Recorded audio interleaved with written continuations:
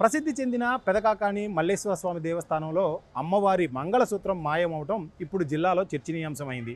మాయమవటం అంటే ఏమైందో తెలియదు, చోరీకి గురైందా లేక ఇంకేదన్నా జరిగిందా అనేది మాత్రం ప్రస్తుతం ఎవరు దేవస్థాన అధికారులతో సహా పూజారులు కావచ్చు, సిబ్బంది కావచ్చు, ఎవరు నోరు విప్పని పరిస్థితి అయితే నెలకొని ఉంది. వారం రోజుల క్రితమే అమ్మవారి మెడలో ఉండాల్సిన మంగళసూత్రం కనిపించకుండా పోయింది. దీనిపై ఒక్కసారిగా ఫిర్యాదులు రావడంతో అటు దేవస్థానం సంబంధించిన అధికారులు కావచ్చు, లేక వైసీపీకి నేతలు కావచ్చు, మాటల యుద్ధం మొదలైందనే చెప్పుకోవాలి. ఎందుకంటే ఇప్పటికీ దీని మీదకి ఎటువంటి స్పష్టత అధికారుల నుంచి రాకపోవడంతో పొన్నూరు వైసీపీ ఇన్ఛార్జ్ అంబటి మురళీకృష్ణ ఏకంగా పోలీసులకే ఫిర్యాదు చేశారు. పెదకాకాని పోలీసులకి ఫిర్యాదు చేసిన ఆయన అనంతరం ఆలయం వద్దకు కూడా వచ్చి అధికారుల దృష్టికి కూడా అమ్మవారి మంగళసూత్రం ఏమైంది, అసలు చోరీకి గురైందా లేదా ఉందా అన్న విషయాన్ని స్పష్టం చేయాలి. ఒకవేళ చోరీకి గురైనట్లయితే దొంగలని వెంటనే పట్టుకోవాలి అనేది ఆయన ప్రధానమైన డిమాండ్. ఆ డిమాండ్ మేరకే అధికారులతో కలిసిన తర్వాత ఆయన పలు ఆరోపణలు చేయడం కూడా ప్రస్తుతం కలకలం రేపుతా ఉంది.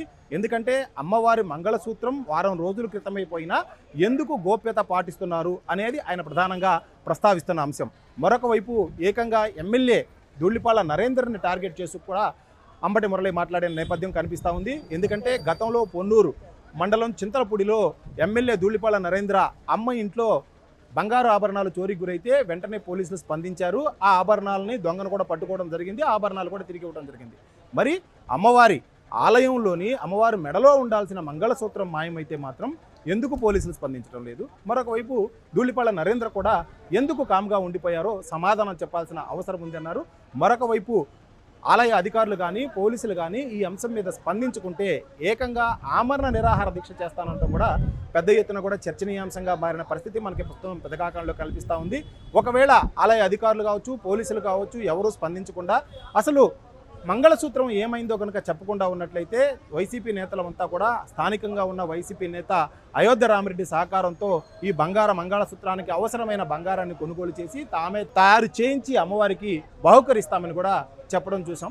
ప్రస్తుతం ఈ అంశం పెద్ద ఎత్తున కూడా వివిధ వర్గాల మధ్య, ఎందుకంటే గతంలో కూడా అనేక ఘటనలు జరిగిన నేపథ్యం ఇప్పుడు ఒక్కొక్కటిగా బయటకు వస్తున్నాయి. వడ్రానికి సంబంధించిన లింకులు కూడా మాయమైనవి, బంగారు లింకులు కూడా మాయమయ్యాయని ప్రచారం జరగడం, తర్వాత కొద్ది రోజులు జరిగిన తర్వాత వెంటనే ఆ లింకులన్నింటినీ కూడా బంగారంగా చేయించి తీసుకొచ్చి లింకులను అమర్చడం కూడా జరిగిందనేది ఇప్పుడు పెద్ద ఎత్తున ఆరోపణలు వస్తున్న నేపథ్యం కనిపిస్తున్నాయి. వీటితో పాటు చాలా అంశాలు కూడా ఆలయంలో, ముఖ్యంగా ఆలయంలో నిర్వహణ జరుగుతుంది. పూజారులు కూడా అనేక మంది దేవస్థాన పూజారులు ఉన్నప్పటికీ బయట నుంచి కూడా కొంతమంది పూజారులు వస్తున్నారు అనేది కూడా ఇక్కడ చెప్తున్నది ప్రస్తుతం మనకి వినిపిస్తున్న మాట. వీటన్నిటి మీద కూడా సమగ్రంగా దర్యాప్తు చేయించాల్సిన అవసరం అయితే కనిపిస్తూ ఉంది.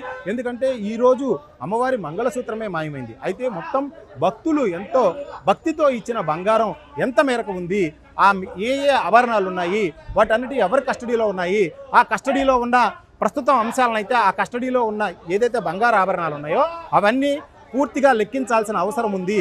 ఈ లెక్కించాల్సిన అవసరాన్ని ఒక పీఠాధిపతి చేత చేయించినట్టయితే, ఒక లీగల్ ఆడిట్ చేయించినట్టయితే అనేక అంశాలు వెలుగులోకి వస్తాయి అనేది వైసీపీ నేతలు డిమాండ్ చేస్తూ ఉన్నారు. కానీ ఇప్పటి వరకు ఇటువైపు నుంచి ఆలయ అధికారులు కావచ్చు, లేదా కూటమి నేతలు కానీ ఎవరు స్పందించలేదు. ఏ విధంగా స్పందించారనేది వేచి చూడాల్సింది.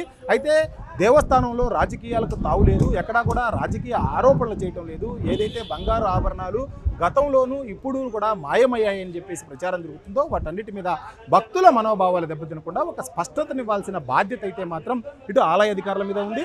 ఆలయ అధికారులతో పాటు రాజకీయంగా ఎమ్మెల్యే మీద కూడా ఉంది అనేది వైసీపీ వాళ్ళు డిమాండ్ చేస్తున్నారు. రాజకీయ కారణాలు ఏ విధంగా ఉన్నప్పటికీ కూడా ప్రస్తుతం ఆలయంలో జరుగుతున్న వివిధ అంశాలన్నిటి మీద కూడా ఒక స్పష్టత రావాలంటే ఖచ్చితంగా కూడా లీగల్ ఆడిట్ జరగాలి. పీఠాధిపతుల చేత ఉన్న బంగారు ఆభరణాలు కూడా లెక్కించాల్సింది, వాటి కస్టడీ కూడా ఎవరి దగ్గర ఉంటున్నాయి, ఎంత సేఫ్గా ఉన్నాయి, రక్షణ ఉందా లేదా అన్న అంశాలు కూడా వీటన్నిటి మీద కూడా సమగ్రంగా ఒక నివేదిక ఇవ్వాల్సిన అవసరం అయితే కనిపిస్తూ ఉంది. అయితే పాలక మండలి మీద కూడా ఆరోపణలు వస్తున్న నేపథ్యంలో వీటన్నిటిని కూడా బయట వ్యక్తుల చేత ఆడిట్ చేయించి ఒక లెక్క తేల్చి ఈరోజు ఆభరణం పోయిన మంగళసూత్రం పోయిందా, చోరీకి గురైందా లేదా ఇంటి దొంగలు ఎవరైనా తీశారా, ఇంటి దొంగ అయితే ఈశ్వరుడైనా పట్టలేరంటారు. కాబట్టి ఏం చేస్తారు, పోలీసులు ఏం చేయబోతున్నారు అన్నది ఇక్కడ ప్రధానంగా చర్చనీయాంశంగా ఉన్న అంశం. కాబట్టి రానున్న రోజుల్లో ఇవి ఏదైతే మంగళసూత్రం చోరీకి గురైందా లేక మాయమైందా అన్న దాని మీద ఏ విధంగా అటు ఆలయ అధికారులు స్పందిస్తారో చూడాలి. అదేవిధంగా రాజకీయ పార్టీల మధ్య వివాదాలకి ఇప్పుడే కారణమైంది. కాబట్టి ముందు ఏ విధంగా ఈ అంశానికి ముగిస్తారా అన్నది కూడా వేచి చూడాల్సి ఉంది.